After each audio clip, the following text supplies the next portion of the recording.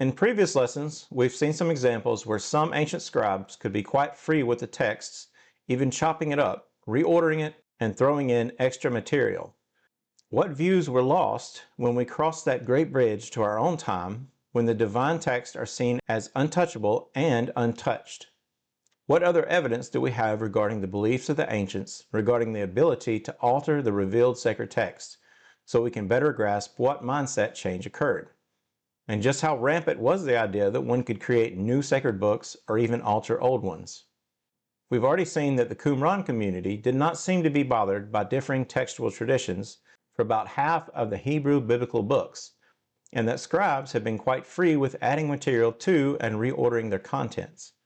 We've also seen how certain apocryphal books felt a freedom to rewrite much of the Bible, and these were not the product of a few isolated heretics, but were quite popular even till today, and were even viewed as authoritative by some of the New Testament writers. For more on that, check out my series called Which Bible? But what else do we know? In another series, we'll cover several more examples of alterations to the actual biblical texts, some of which are major changes to the very heart of Jewish and Christian religion, to the Torah itself. But following are a few miscellaneous examples of ancient views on inspired texts, which will better help us understand them and maybe not anachronistically apply our modern views of inspiration onto these texts and their authors. First, we'll look at Josephus. In my series, Which Bible?, I give examples of Josephus's comments that seem to suggest a closing of the canon and even account of his books. But he also speaks of other prophets down to his own day, like the New Testament writers do. So his view of a closed canon, if that's what it is, does not preclude further revelation, unlike many moderns' view on the idea. But there are two other ways that Josephus presents his understanding of divine inspiration that are telling. First, he claims on more than one occasion to receive divine inspiration. But what is maybe most telling regarding how Josephus views divine revelation is seen in the way that he summarizes the Bible's contents. He promises at the beginning of his writings to only tell what's in the Bible without adding to or taking away from the account. Then he proceeds to present all sorts of details not found in the Bible, such as the military exploits of Moses as a general in Africa while he served Pharaoh. When I first read such accounts, I was baffled, and from my narrow Western perspective, I wondered what sort of Bible Josephus was reading. Later, I would come to discover that it wasn't his Bible that was different, but his way of reading it, not in isolation, but along with other expansive documents. Josephus was in fact interpreting the Bible, but expansively, just as other extra-biblical writings had done, such as Jubilees. We see then that the ancients had a different way of viewing the scripture, not from just what it said, but what had been written about it in separate works, as traditions. And despite this type of reading of scripture being utterly foreign to the modern mind, a sort of combination of scripture and tradition has not died out. For Catholics and Jews espouse it freely, and Protestants, even while touting the doctrine of sola scriptura, do in fact have their own traditions that are added to the Bible. Not as much in details of its stories like the ancients, but in their interpretation of Scripture's theological teachings, which in the Western Christian mind, at least, since the 4th century, is at the very heart of the very nature of Christianity. I'll cover some of these in later series, but the development of the nature of the Trinity was one of the earliest collections of extra-biblical doctrines in the Christian era with which to read the Bible. Many of them would be written and studied, and many would be influential isms, some of which would be named after one of the main leaders who taught them, such as John Calvin, or, to cite one fellow whose teaching lost popularity in later years, Arius. I would also like to add a little more perspective that might help believers take Josephus a little more seriously. He witnessed the destruction of Jerusalem and the temple in 70 AD, one of the most important events of all world history if you consider the fact that it was critical to the Bible's storyline, which remains the single most important and influential collection of literature the world has ever seen. The Gospels have even Jesus himself predicting that event as part of the culmination of his message while on earth, and it marked a major shift in biblical religion, both for Jews and what would become Christianity. Even from a late 1st century perspective, it is no surprise that Josephus saw his writings as sort of a new Jeremiah, who wrote about the first destruction of the temple in 587 BC. Josephus even gives us more detail than Jeremiah, both about the destruction of the temple as well as other salient historical points about his time, such as information about the major religious parties. Josephus, therefore, is important, especially when his details start corresponding to Luke's. And I do not believe that Josephus was much different than many other Jewish scholars of his time in his views regarding the sacred texts. We've seen ample evidence that many people, even in the 1st century AD, believed in prophets, very active demon possessions, and written works that expounded on the Bible, such as Jubilees, which claims divine inspiration. Philo is another major historian from the 1st century, and like Josephus, claimed divine inspiration for himself. He used the Greek Septuagint instead of the Hebrew texts. Interestingly, his interpretations pull things from the text that no modern ever would. He even finds much Hellenistic philosophy in the Bible.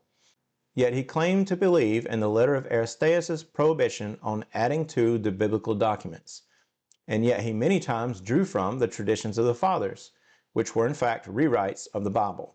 This sort of finding a loophole for adding to the writings of Moses, despite not adding to it, was something that the rabbinic schools were already working towards, though theirs was a different justification, and would establish a precedent for adding rules, many of which would carry all the way into modern Judaism. Another interesting rework of the Bible are the Pesharim of Qumran, around the 1st century BC, which are commentaries on the biblical works. They distinguish clearly between the biblical passages which they copy, along with their commentaries on them, much as modern commentaries, or the slightly later midrash of rabbinic commentary. However, they are different from modern commentaries, and even the rabbinic ones, in one very important detail. They also claim divine inspiration for their interpretation. The word pesher is found in Daniel 2, and is the word used for divine inspiration, though it was dreams in Daniel that were being interpreted. Another interesting example of tradition that literally altered the text of the Bible was the insertion of Adonai for Yahweh, meaning Lord or Master, since at a certain point it became universal practice not to speak the name of God.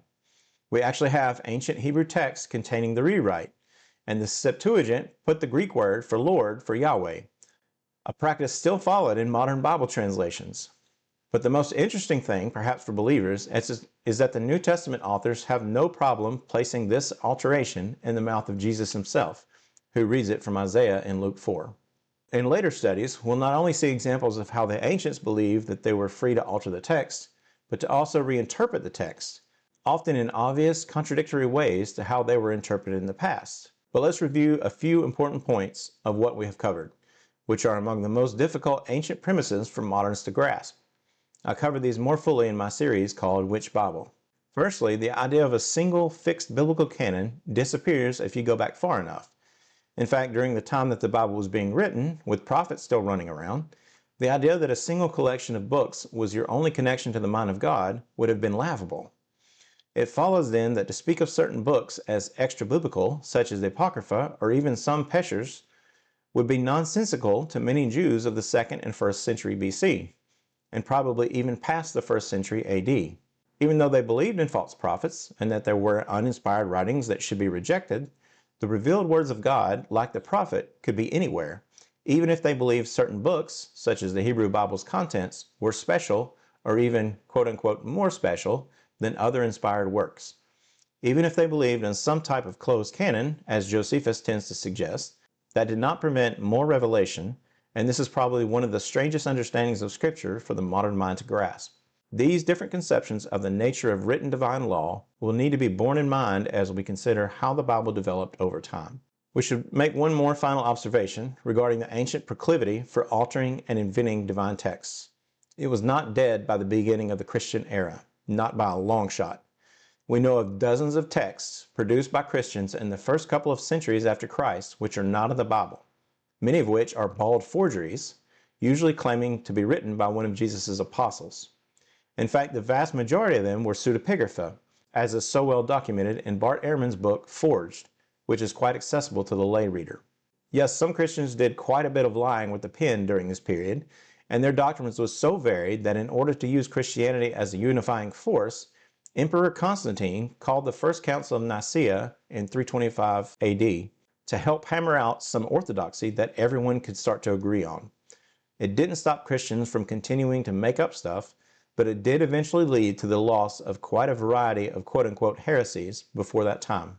This unifying shift after that time gives moderns the false impression that all of Christianity has had certain core doctrines since the beginning, such as the Nicene Creed's version of the Trinity, which both Catholics and Protestants have broad agreement on, even if they differ on some of the details.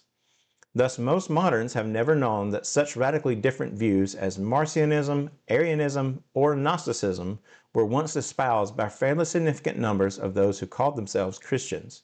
But this is a discussion for later. My main point is that Christians that produced, for example, the addition to John of the woman caught in adultery, or the Gnostic Gospel of Thomas, were still carrying on an ancient view that saw divine texts as editable or able to be further developed in other books, much as Jubilees had done a few centuries earlier. Now we turn to one of the most interesting and blatant ways that the ancients believed that they could add material to biblical books, simply by writing more at the end of the scroll, in our next lesson.